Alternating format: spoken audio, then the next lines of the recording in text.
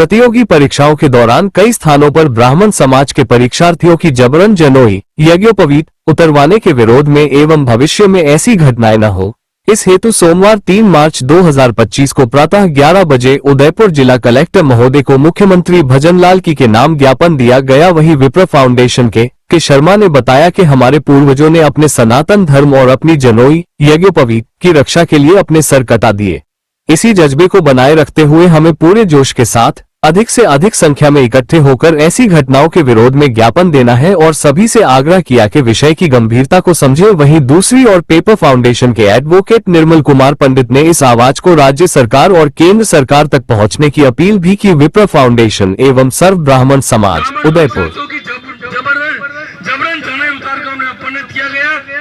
प्रताड़ित किया गया, जिससे वो व्यक्ति जो था वो अपने आप को बहुत करके उनकी परीक्षा के अंदर भी उसका सारा मानसिक संतुलन खो गया, जिस ढंग से वो कंपटीशन की तैयारी करके आया। हाँ सर, मैं निर्मल पंडित एडवोकेट विप्र फाउंडेशन प्रदेश उपाध्यक्ष। आज जो ये घटना हुई है, इस घटना की कड़े शब्दों में निंदा करते हैं। हमेशा सनातन धर्म को ही टारगेट मान करके जो कार्य किया जा रहा है, इसके लिए आज ये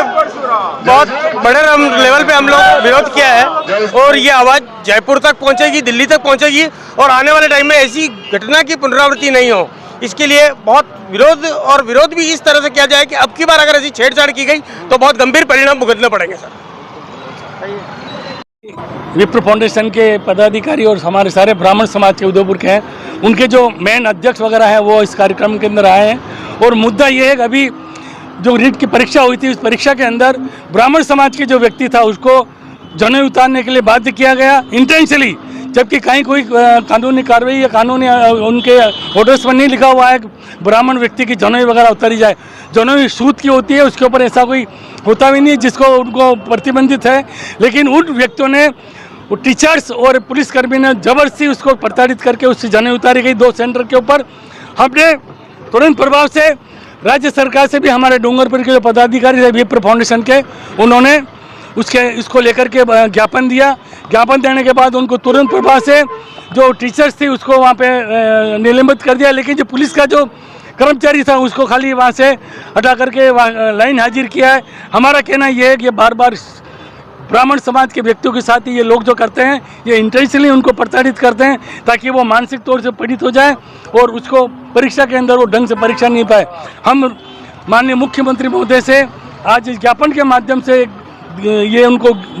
हमारी भावना से अवगत कराना चाहते हैं। बार बार जिस ढंग से ब्राह्मण समाज के व्यक्तियों के साथ इस दुर्भावना से व्यक्तिगत तौर से जो लोग ऐसा कार्रवाई करते हैं, उनके खिलाफ तुरंत कड़ी से कड़ी कार्रवाई की जाए। दूसरा मुद्दा हमारा है दरियावत का। दरियावत के अंदर जो डॉक्टर है मेन, उसने वहाँ दुकानदारी खोल रखी है और पिछले समय 2 महिलाओं की खाली गलत इंजेक्शन लगाने से, गलत ट्रीटमेंट करने से उसकी मृत्यु हो गई। हमने उसके बाद भी वहाँ हमारे लोगों ने विप्र फाउंडेशन के कार्यकर्ताओं ने ज्ञापन दिया, लेकिन उसका अभी तक कोई खाली जो नर्सिंग स्टाफ था उसको वहाँ हटा करके उन्होंने उसकी इतिश्री कर दी, लेकिन डॉक्टर के खिलाफ कोई कार्रवाई नहीं की गई। हम माननीय कलेक्टर महोदय से, माननीय मुख्यमंत्री से उसको डॉक्टर को तुरंत प्रभाव से हटाने की और उसके खिलाफ कानूनी कार्रवाई करने की मांग करते हैं। और रीट की परीक्षा के अंदर ये हम ये निश्चित करना चाहते हैं कि बार बार जब पिछले कांग्रेस सरकार के टाइम भी ऐसा प्रकरण हुआ था तब भी हमने विरोध किया था, आज भी भारतीय जनता पार्टी की सरकार आई है, आज भी हम विरोध कर रहे हैं, लेकिन हम चाहते हैं इसका ठोस निस्तारण कर दें और जिन व्यक्तियों ने ये इंटेंशनली किया उसका कानूनी उनके खिलाफ कानूनी जो कड़ी कार्रवाई हो, ताकि भविष्य में कोई भी इंटेंशनली किसी व्यक्ति के साथ करने के बारे में सोचना भी वो उसके बारे में मुश्किल हो जाए। आज हम माननीय मुख्यमंत्री को ये कलेक्टर महोदय से ज्ञापन दे रहे हैं। उनसे यही नियमों की जो पालना होती है सदैव ऊपर से आए आदेशों की होती है और सदैव देखा जाता है कि छोटे से कर्मचारी पर बिजली गिर जाती है, बड़े बड़े जो गाहक होते हैं वो तो बचे हुए रहते हैं। आप जो कह रहे हैं वो बात मैं मान रहा हूँ, लेकिन आज देखो इतने सारे क्षेत्र के अंदर 30, 40, 50, 100 ये एग्जामिनेशन सेंटर थे, खाली 2 सेंटर के ऊपर ये कार्रवाई हुई तो 2 सेंटर के ऊपर क्यों नहीं? ऊपर वाली आप जो दिशा निर्देश की बात करते हैं तो सभी जगह ये कार्रवाई होनी चाहिए थी, सभी जगह आपको रोकना चाहिए था। केवल मात्र 2 सेंटर के ऊपर ही आपने ये इसको जनेऊ उतराने का जो काम किया है वो इंटेंशनली जो लोग थे उन्होंने इंटेंशनली उस ब्राह्मण समाज के व्यक्ति को टॉर्चर करने के लिए किया है। बालिया नाक की नथ तक उतरी जा रही, मंगलसूत्र। हाँ, तो ये हम इसकी हम देखो, आज जो मंगलसूत्र होता है महिला के लिए वो बहुत पवित्र चीज होती है, कभी भी नहीं उतरा। जब उसकी पति की मृत्यु होती है तभी उसको अपने